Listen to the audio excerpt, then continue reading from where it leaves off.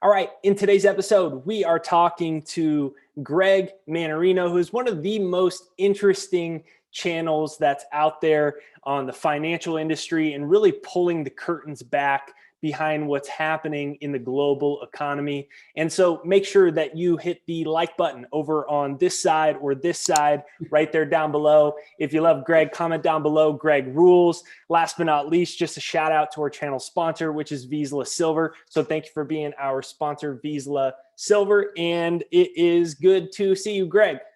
It is great to be here. Thank you very much for having me. I appreciate it. Yeah, it's nice to meet you. So, all right now is obviously a pretty bizarre time. When you think globally, the number of people that are unemployed right now, we tend to just think of America, but you think about how many developing countries particularly relied off of tourism, and now for the most part that's gone. So then on top of that, you have this stock market in this kind of uneasy place. Nobody knows what's going to happen. Are we going to have a big inflation? Are we going to have a monster crash? And it's just this kind of interesting place where everyone's wondering what's happening. And so I'm curious what your views are right now when you look at the financial system and the global economy. And what do you think are the next cards that they're going to put down on the table? The next cards, I've been talking about this for, I guess, about a week. I expect they're going to try to hide inflation in energy. Look, what you just outlined is absolutely true. And I want people to become aware of exactly what you just said. This is not just a phenomenon that's occurring here in the United States with an economic meltdown. This is a global phenomenon. I've been talking about this, but people, unfortunately, they don't think about that. I always say that we're responsible for each other, everybody. I have, and you do too, people who follow our work from all over the world. So it's important to make people aware that this thing that we are in now, this deliberate shutdown of the global economy, is no accident at all. So we are witnessing an event occur that, again, myself and probably some other guys have outlined for a long time would eventually occur. And that is central banks inflating on an epic scale to fulfill their end game. And their end game has been to own it all, to buy the world, to be the lender and buyer of last resort. So in order to achieve that goal, they had to find a way to shut down the global economy, kill the money velocity, allow small businesses to collapse, unemployment to hit beyond Great Depression levels. And then, of course, they have to float out the fake news stories. Oh, we're in an economic boom, we're recovering. It's an incredible thing. People don't know what to do. And this is why they are confused. And thank goodness there are shows like yours that have people out here and yourself to inform people as to what is really happening. Look, I don't want people to lose sight of what is going on. We are in a complete meltdown, and the stock market has no bearing on reality. The Federal Reserve is buying it all. They're going to be instituting yield curve control. I'm certain of this at one particular time. They're going to hide inflation and rising energy prices. I expect an event to occur that's going to push crude a lot higher relatively soon. But what does this mean? I mean, we can sit here and talk about all this bad stuff, and there's no doubt that it is bad, but this just means there's opportunities for people too.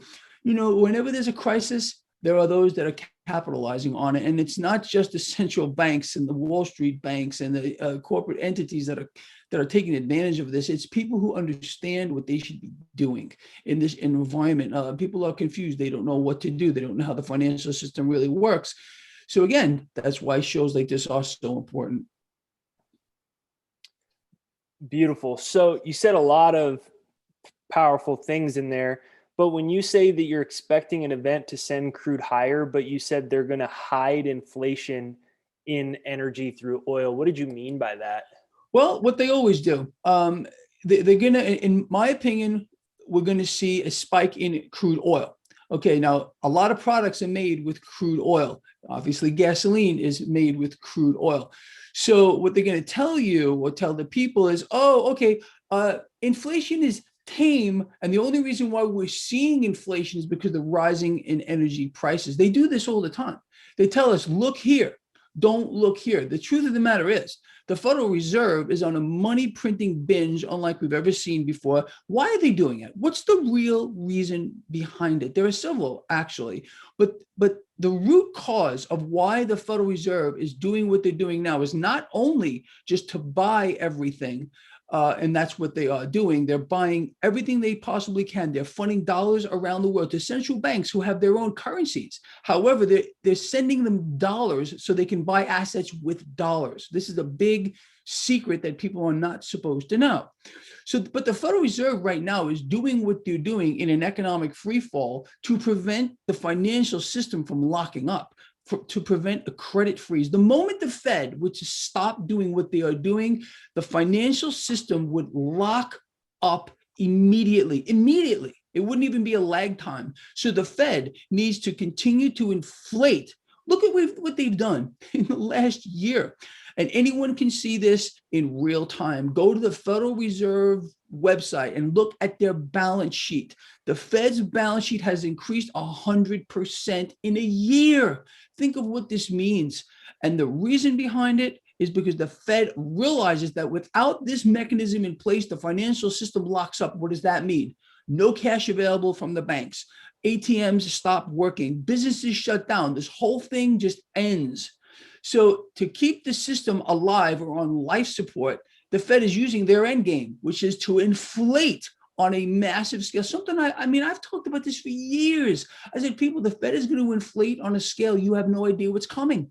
And I said this way before, years and years ago, before what's going on right now. I had no idea what the mechanism would be. A global shutdown, kill the economy, kill the money velocity so they can inflate without causing hyperinflation. But again, there's the specter that at one particular time, all of these extra bills are going to start chasing the same amount of goods. When is that going to happen? Well, they've killed demand. So that's not going to happen. It's going to be an implosion of the debt market.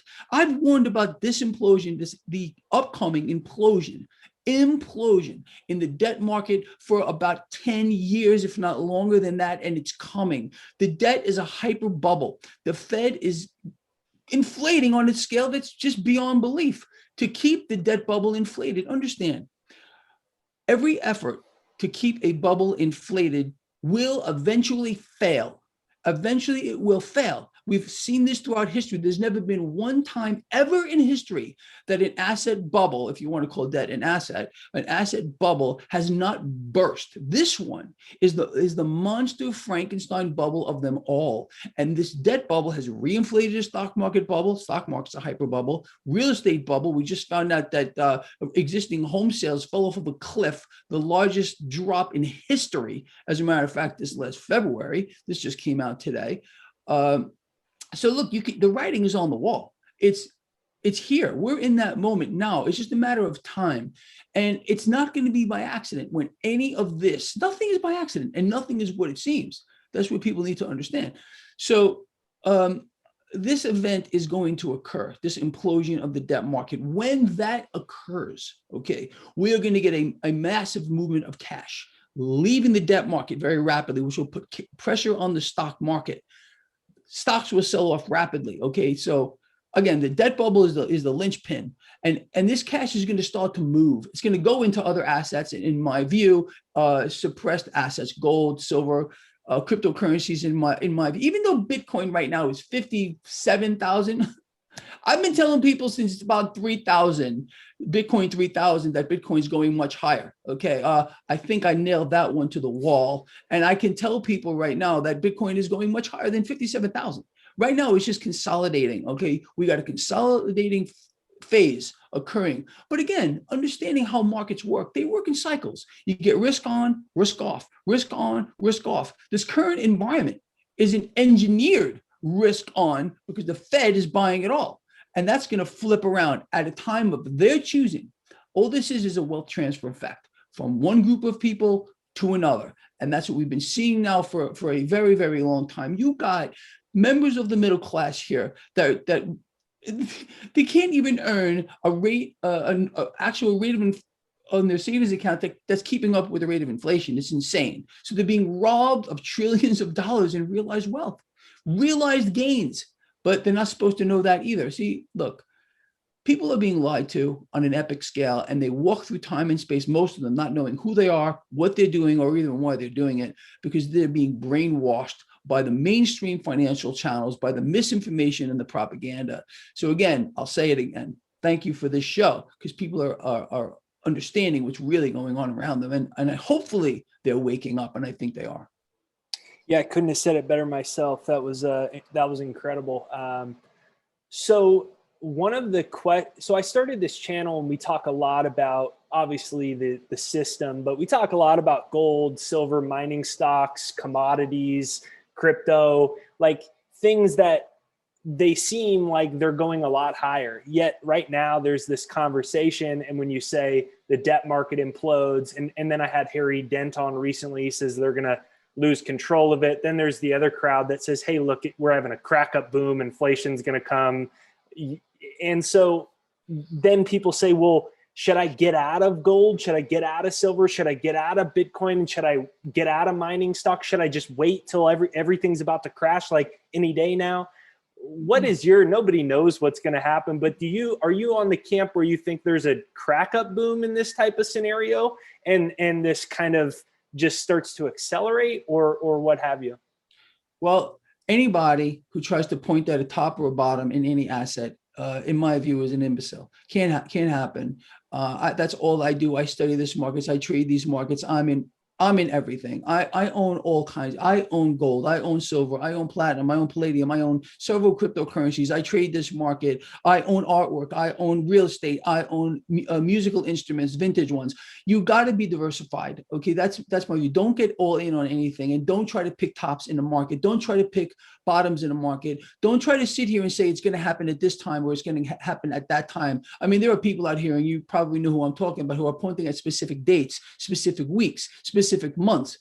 When you hear someone doing that, you're listening to someone who has no clue. Okay, it can't happen. So what I do is I look at I'm a macro guy, meaning I kind of look at everything in aggregate, what's going on here, and then I try to pinpoint what I believe is going to happen based on the current situation. But I don't go out here picking tops and or bottoms. And I just think it's a losing game. And I've lost money trying to do that in the past. So I've learned the hard way.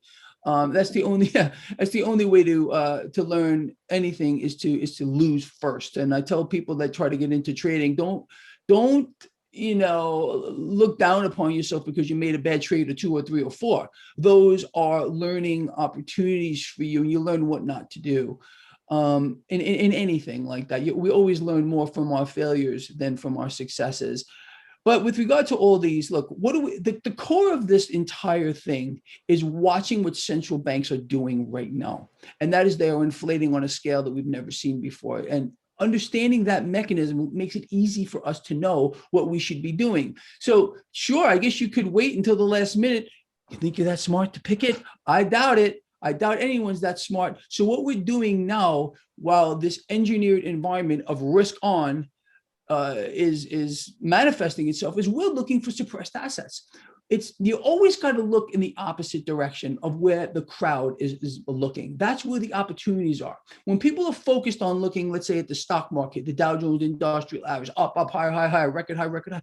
So you got to say, okay, this is not going to continue forever. It may continue for a while. I have no idea. But where are the opportunities? And to me, they're in suppressed assets right now. It's in commodities. Things like crude oil are going to skyrocket, in my opinion, because it's a real thing.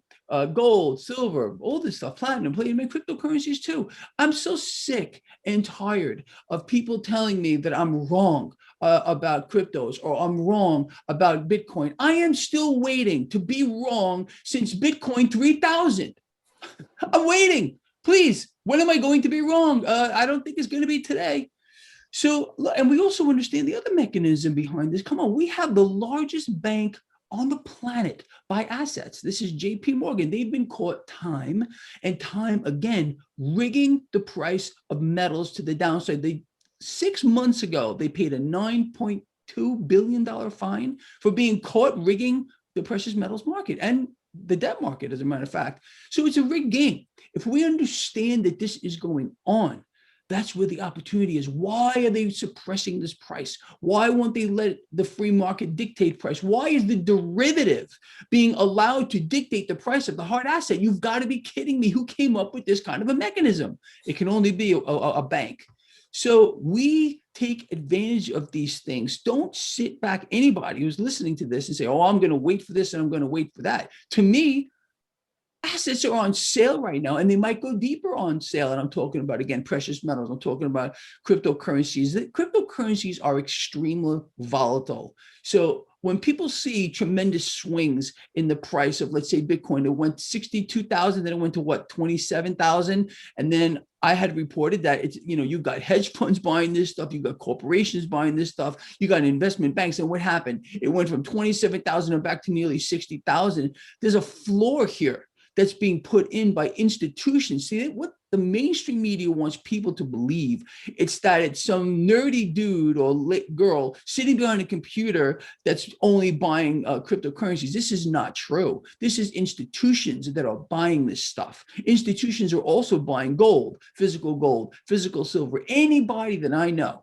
that has some kind of a net worth here is investing in metals, is investing in cryptocurrencies here, because in my view and in their view, obviously, these are the place to be for the long run. And I don't care what they do. I don't care at all. I know people get all worked up about, Bitcoin fell 10,000 in a matter of a week, or you got gold fell off a cliff and then silver's down 4%. Who cares? Who cares? What are we doing? Are we I'm not trading these things. You see, that's another reason why I don't care. I know people that trade the derivatives of gold and silver and who trade cryptocurrencies. I do not trade these things. I am a holder of these things. So I buy these things incrementally. I haven't bought these things in a while. That's the truth. So let me just get that out here. I have a nice already supply of these things. I feel I'm already pretty deep in them. So will I buy more? Absolutely, I will. If I see, for example, Bitcoin crater again, go back down to 27,000 or whatever it might be, I will jump right in there and I will buy some more. If I see gold and silver get hit, I will buy some more. But for right now, I'm just sitting back here. So I understand why traders of these things might get a little riled up. I trade derivatives of equities. I'm an equity derivative trader. That's basically what I do. So that's where my concern is here. But with regard to these other assets, these are things that we want to hold on to. These, in my view, these are things that I don't want to trade these things. I just want to hold them. I want to look for opportunities to add to these things. Again, people like Harry Dent. Oh, Bitcoin's going to zero. Still waiting for that to happen, Harry. Tell me when I'm going to be wrong. Harry, right? I forget his first name. That's his name, Harry? Larry, whatever. Dent, Mr. Dent. I've never spoken to the guy, although we were supposed to get together, him and I, and to discuss our views, because they're very opposing with regard to this market and with regard to Bitcoin, especially. But that's okay. Look, you need people on the opposite side of the trade. And for me, to have a guy like Mr. Dent on the opposite side of the trade of me makes me extremely happy. Because again, I've yet to be proven to be wrong. And until I am wrong, obviously I am correct. And again, for the long run here, what's going to happen? Let me just outline this. I know I'm talking a lot. We got a Federal Reserve that is desperate to issue yield curve control, for which they will. We got calls from Wall Street already. They want to be controlled. What does this mean for the market? Okay. When, mark my words, the Fed manages to issue yield curve control, we're going to end up seeing a multiples expansion in the market, meaning people are going to be willing, investors will be willing to pay more to own a share of stock, realizing the Fed is managing the yield curve.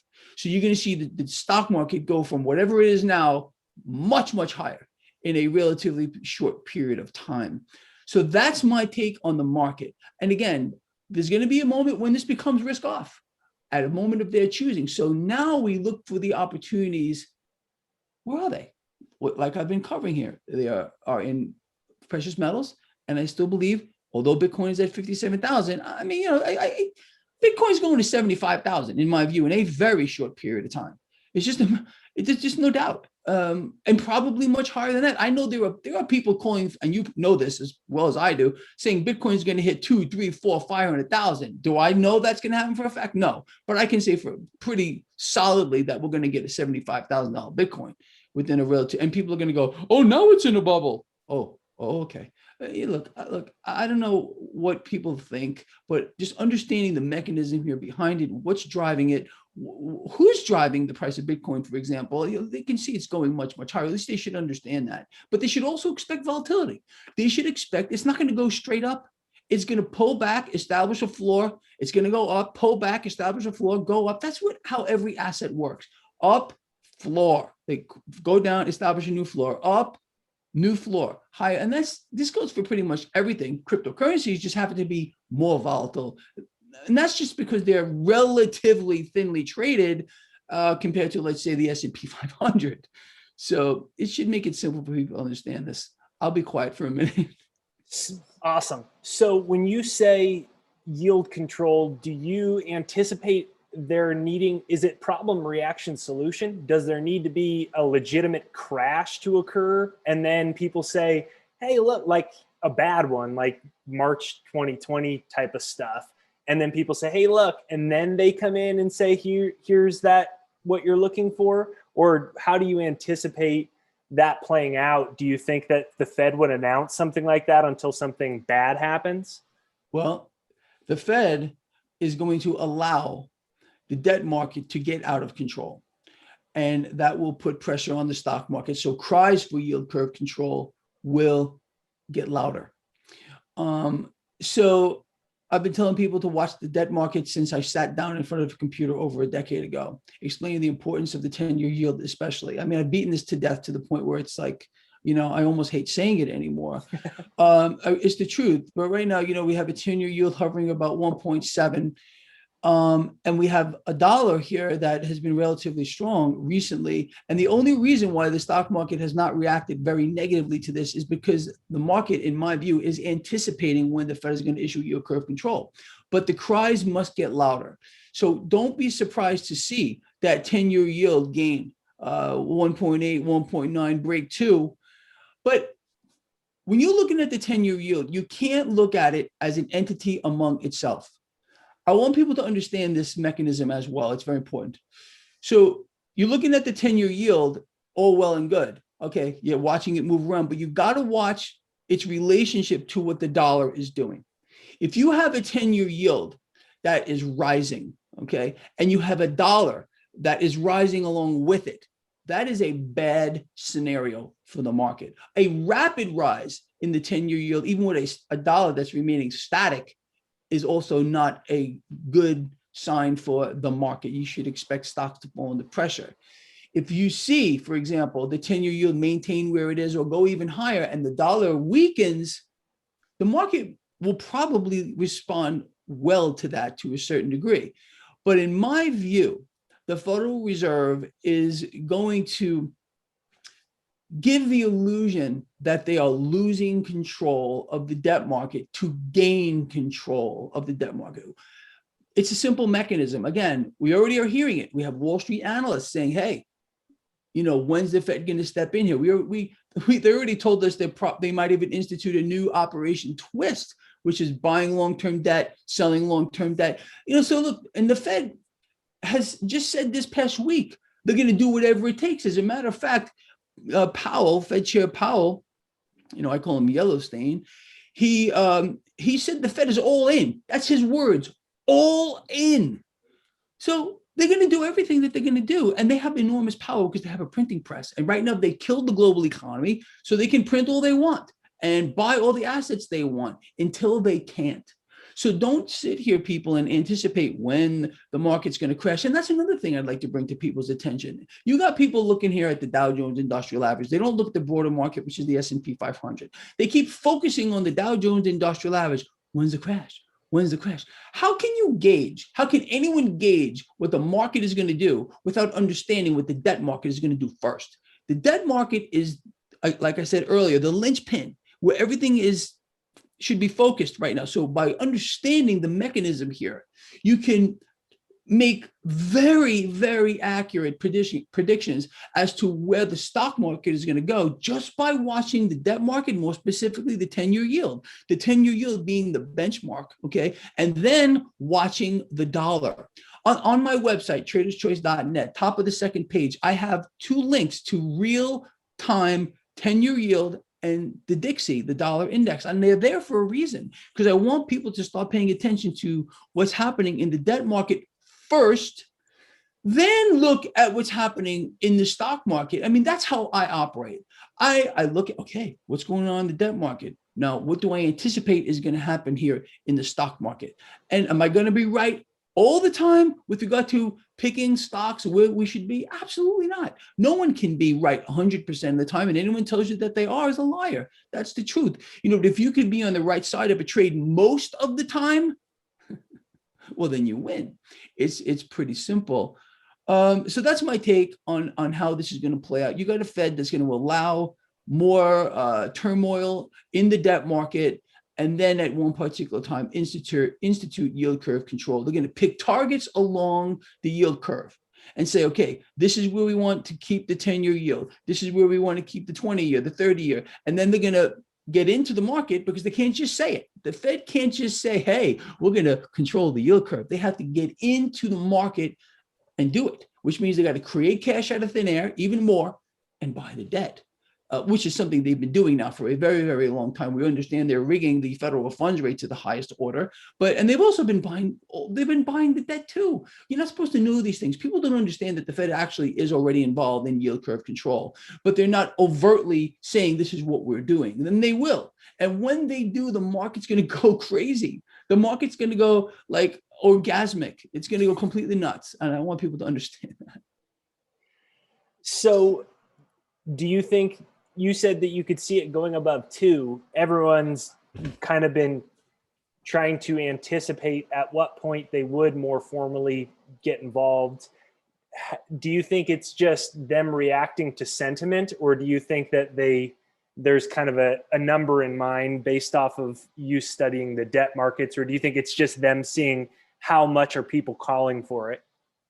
Yes, I think the Fed is going to, they watch the market, obviously, just like you and I do, and people that are following this blog here. So they're going to test it. I think they already did try that several weeks ago. They were trying to rig the 10-year yield and to see how the market would respond, and it actually responded positively. They can do it. So I don't know where the 10-year yield is going to go. Again, we also need to look at the dollar in relationship to what the 10-year yield is doing. So that relationship is so important. Focus on 10-year yield, dollar, 10-year yield, dollar. And it's very, very simple, like I just outlined, to follow these things and how they work. One is really, you can't look at one independent of the other. And then, again, watch how the stock market reacts to it. And then you got to also listen to what they say. If you recall the Fed meeting prior to this one, you had Fed Chair Powell raise the specter of inflation. Now, the man is not stupid. He understands that by raising the specter of inflation, it would have a negative effect on the debt market, which it clearly did. We watched the Dow Jones Industrial Average sell off 1,000 points in 2 days as the 10-year yield spiked after he made that comment about, you see, inflation is kryptonite to the debt market. So they might use that too. You have to listen to what comes out of their mouths. And what comes out of the mouth of a Fed chairperson or a Fed president is not by accident either. They clearly understand the mechanism here, what they're doing, how they've manipulated the debt market now since the 2008 meltdown. And now they're literally, they put themselves in the spot where they want to be, that is in control of the debt market, because everything is a derivative of it. People don't understand that either. I look at the stock market in aggregate as a derivative as to what is happening in the debt market. Why do I think that? Because asset prices, we'll say stocks here in this environment, derive value as to what is happening in the debt market. So that literally makes the stock market a derivative of the debt market. And the Fed knows that. So the Fed is using this mechanism to their advantage, and has subsequently inflated a massive bubble in the stock market. And you know, I mean, look, everyone knows the stock market. I think most people do. Has no bearing on reality. We're in economic collapse. We're in economic free fall. Meanwhile, the stock market is pretty much at all-time record highs. We just hit a record high last week, the week before that. It's not going to stop. Something I've been telling people for the longest time. And you want to know where the stock market is going to go? Just look at the Federal Reserve's balance sheet. Again, go to their website. Look at their balance sheet. The higher the Federal Reserve's balance sheet goes, the higher the market's going to go until it doesn't. And I don't care when it doesn't. I'm trading the market or investing in the market and assets that we have now. Going back to what you asked me before, do people wait? Nobody is smart enough to know, I don't care who they may be, who they may think they are, to pinpoint it. It's going to happen when it happens. And our big clue is going to be the debt market again. So if you want to know what the stock market is going to do, watch the 10-year yield, watch the dollar. I think that's a great lesson for today. So it's like the invisible crash where there's a lot of people that don't really realize, and you've got the outer stability. So then my question is, kind of in conclusion, what is the end game? The end game is very simple. The end game is control.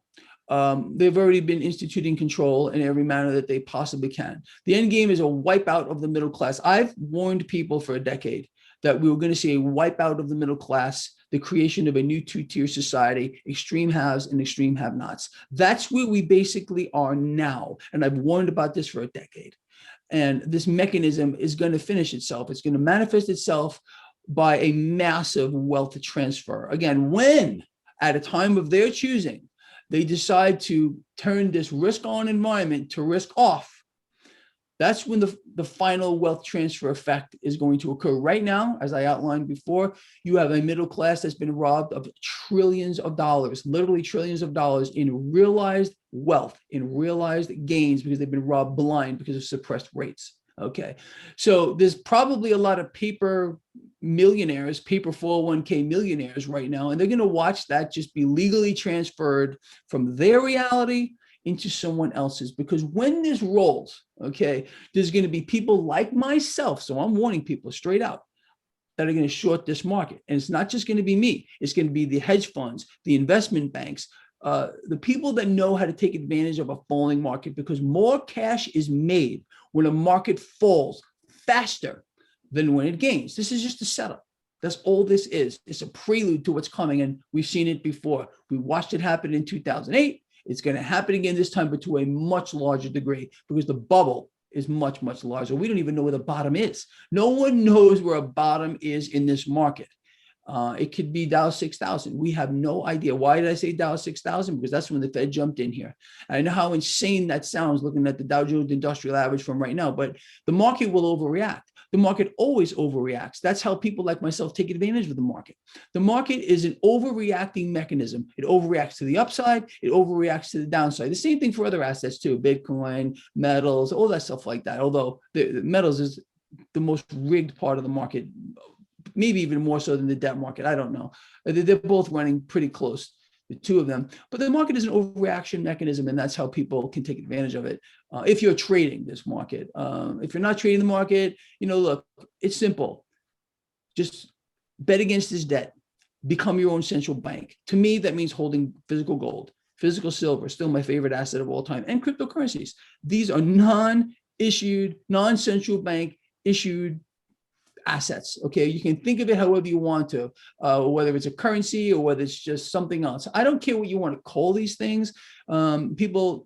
I don't think people understand, and I think that's a lot of the naysayers here with regard to cryptocurrencies. They don't know how to categorize them. Personally, I don't care what you want to call them. I don't care what they are. You can call them blah blah blah, and it's just what I do is I think these things are undervalued, and I've been right so far. Until I'm wrong, I'm right. So when you say that one day the thing implodes, then is when you're saying the last step of the wealth transfer, is that then they step in, buy everything, and then reinflate again, and then it's that's a great question after the effect here, because this is going to take, when this thing comes down, because it's so massive, it will take decades, decades and decades for the market to recover. I mean, if you look at the crash of 29, just as an example, the market didn't recover for decades before we regained the highs that we had into 29.